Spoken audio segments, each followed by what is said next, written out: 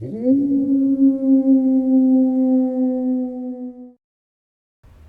parents were born in Mexico, but they moved to America when they got married. Me and my big brother were born several years later.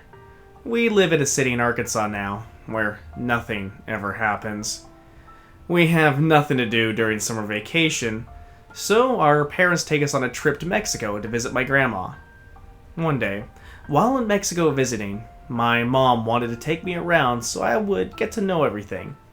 We were walking along when we came across a bridal shop. They sold many pretty dresses of all colors and styles. I was looking through a window and then moved to the bigger window to get a better view of inside the store. But that's when I started to feel uncomfortable. I didn't know why. I was just looking at the dresses. I looked at what was right in front of me, but I didn't see it because I was too distracted by all the pretty dresses. It turned out the feeling was from a mannequin, but she looked so different. Something about her just didn't fit right. Her features were way too realistic. I stared at her hands, and they had the lines of a human hand. Her eyes seemed to follow me everywhere. I didn't know what it was, but it scared me. My mom saw what I was looking at and said, "That's La Novia de Pascualita." In translation, it means the bride of Pascualita. I looked back at the mannequin, and something seemed different. It was her mouth. When I first saw her, she had no expression. Now, she seemed to be smiling. I told my mom that I wanted to leave, and as I walked away, I still felt her stare. My mom never spoke of her again, but one day when we got back home from our trip, I asked her about it. She looked at me, smiled, and said, "She's dead." I was shocked by her words. I didn't know how to respond. My mother continued. Her mother owned that bridal shop. One day, her daughter got engaged and her mother vowed to make her the most beautiful wedding dress ever seen. On the day of her wedding, she died at the altar. She had been bitten by a venomous scorpion. She died, and her mother couldn't bear the pain. Her mother then had her embalmed like a mummy. It took her forever to find people who would accept the job, but she paid whatever cost. When she got her daughter back, she dressed her up in a wedding dress and placed her at the window. People walked by and noticed similarities between the owner's daughter and the mannequin, and rumors swirled around. I had dreams about her, where I would just feel her cold stare. Some people have respect, but not me. I have fear. Some people say they've crossed the street at night when no one's there, and she's not in the window. Some say that they see the lights flicker on and off. Others say they hear voices. My mother finished. Me, I didn't experience any of that. But I do remember very clearly her hands. Her hands were just so human-like. They even had little hairs, and her fingers had nails. Now I'm much older, but I decided to research her, and I saw some pictures where I saw her hands, and they were just as I remember. Except they were green now for some reason. I asked my mom about her again.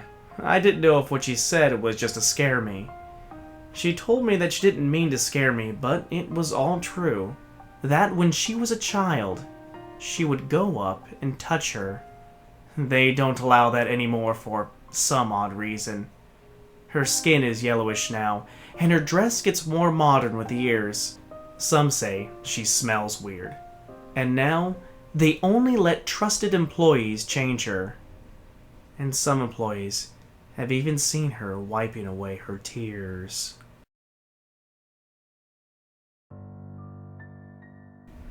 Hello, my name is Sarah, and I'm 17 years old. I have this brother, his name is Tim, and at this point he's only 15 years old. My story is, in a way, actually his and our family story. As far as I can remember, our family has always had strange encounters with strange spirits and entities. But there is one in which you can't really call it a demon. And this spirit is much worse than that. It all started when my brother was between the ages of 3 and 5 years old, which means this entity has been following us for 10 plus years. He came to my brother as an imaginary friend, but one that looked completely human, or that's how my brother described him. He also told my brother that his name was Oni, which could be translated to little devil or demon in Japanese. When my mother found out about his name, she was a little skeptical. Now, this was when we lived somewhere in Nebraska. My mother and father were divorced at the time as well, so my mom kept moving in order to get away from him. At one point, we ended up living with her friend in Tennessee. While there, my brother got into huge trouble and was sent to his bedroom. This was when we found out that Oni wasn't just an imaginary friend. I wasn't around at the time, but I did hear the stories. However, my mother and her friend experienced it firsthand. My mother had 2 cats and an additional third black cat as well. All 3 of them started going crazy. Then things started flying off the wall, and there was also a lamp in the room that hadn't worked in years. My mom's friend was using it as a decoration, I believe. But suddenly, it turned on and off, starting to flicker.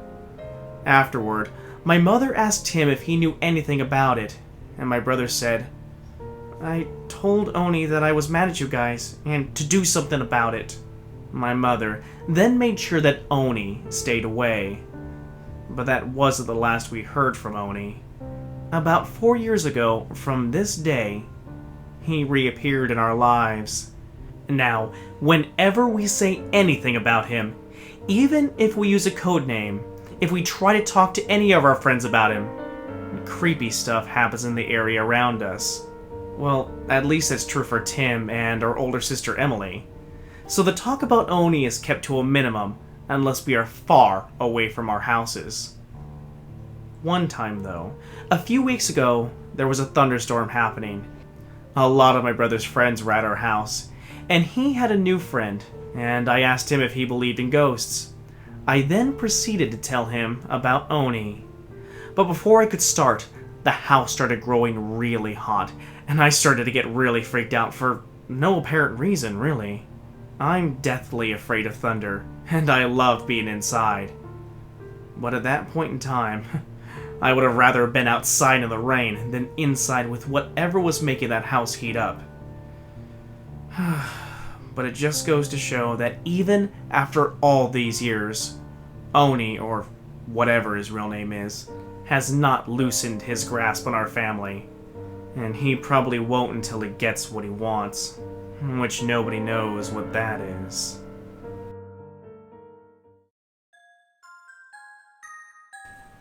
Most of my life, I've had no experiences with demons or ghosts or the like. Some rooms in a house could give me the creeps, and the only time I saw a shadow figure, I chalked it up just to sleep paralysis. But there's been nothing I couldn't explain away. However, when I was a child, I had a strange encounter with some sort of thing, for lack of a better word. I think I was 8. I was sitting on the hallway floor, struggling to dress myself, and called for my mother. I screamed louder and louder until I saw my mother enter the hallway. Except it wasn't my mother. Back then and now, I knew this person was not my mother.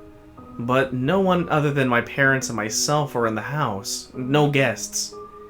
And its face was oddly blurred. I remember struggling to recall any facial details even a few days afterward, though I can still remember the exact pair of jeans I wore, and the types of clothes this figure wore.